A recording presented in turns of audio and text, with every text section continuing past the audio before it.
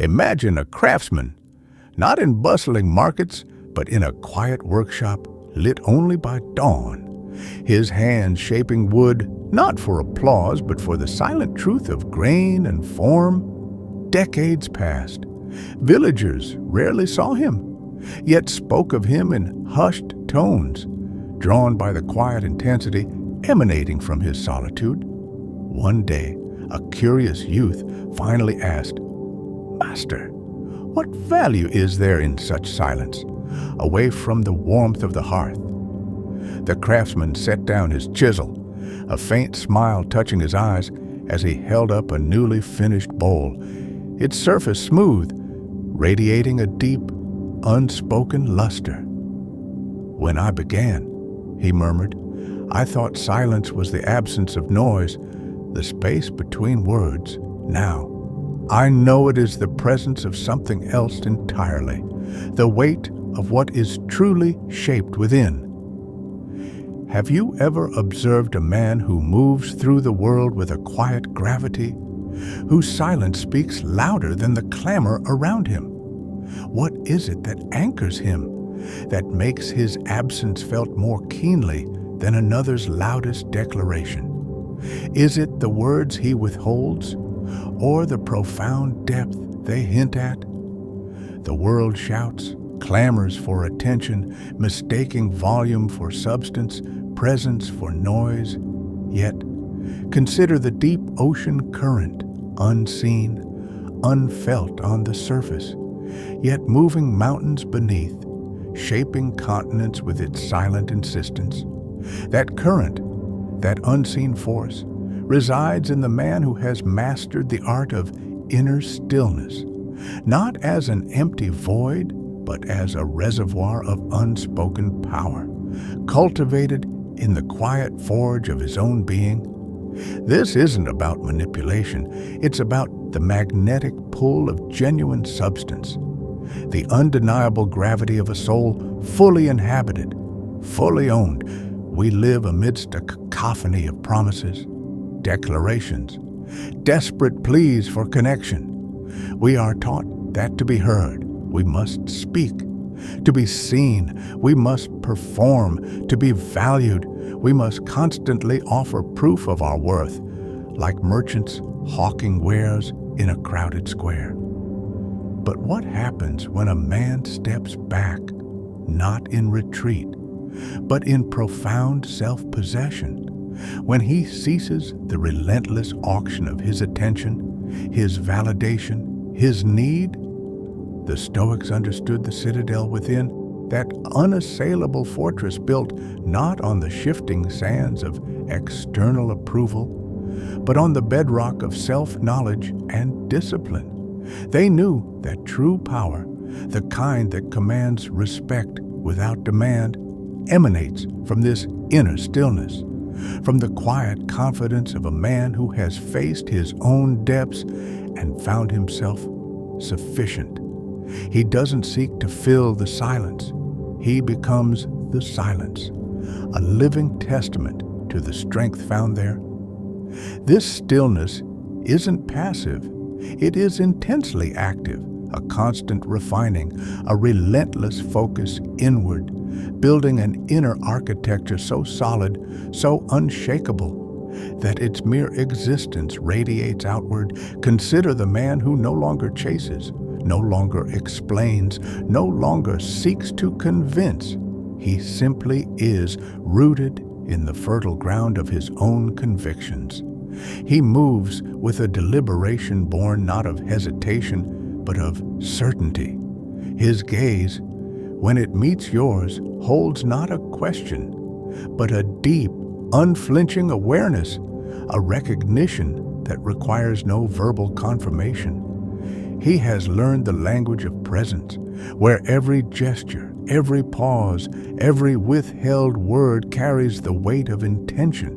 He understands that scarcity breeds value, not through artifice, but through the genuine richness of a life focused inward, cultivated, refined.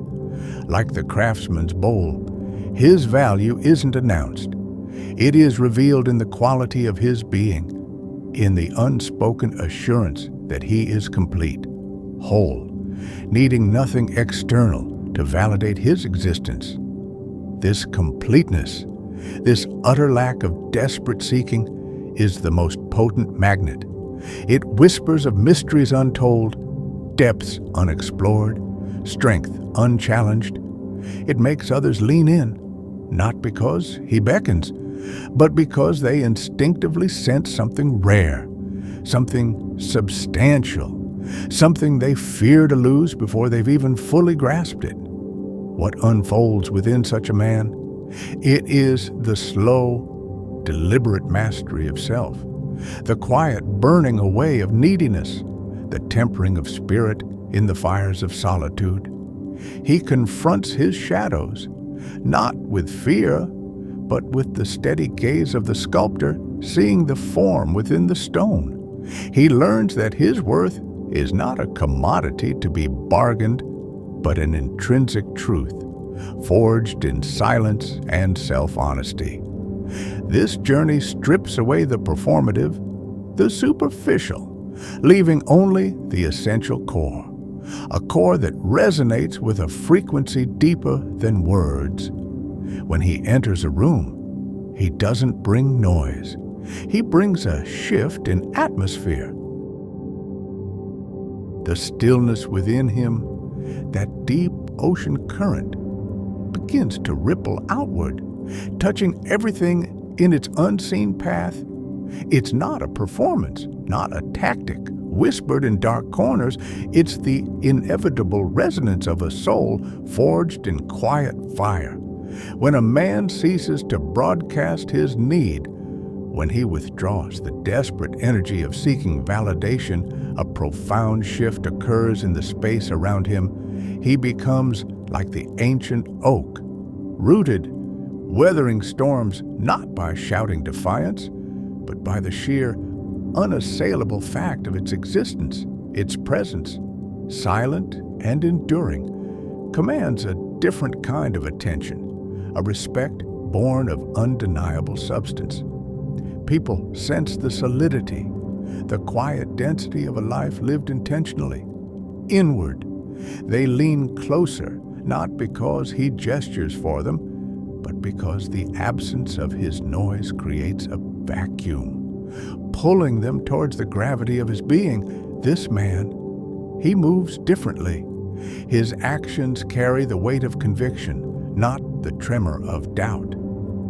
He speaks less, yet when he does, his words land with the precision of a stone dropped into a still pond, each ripple carrying further, deeper, because they emerge from a well of considered thought, not the shallow stream of constant reaction. He has learned the immense power of the pause, the space between breaths where intention crystallizes. He doesn't fill silences out of fear. He inhabits them, allowing the unspoken tension, the fertile ground of possibility, to breathe. This isn't indifference, it's a profound engagement held in reserve, a focused energy contained, radiating an intensity that mere chatter can never achieve.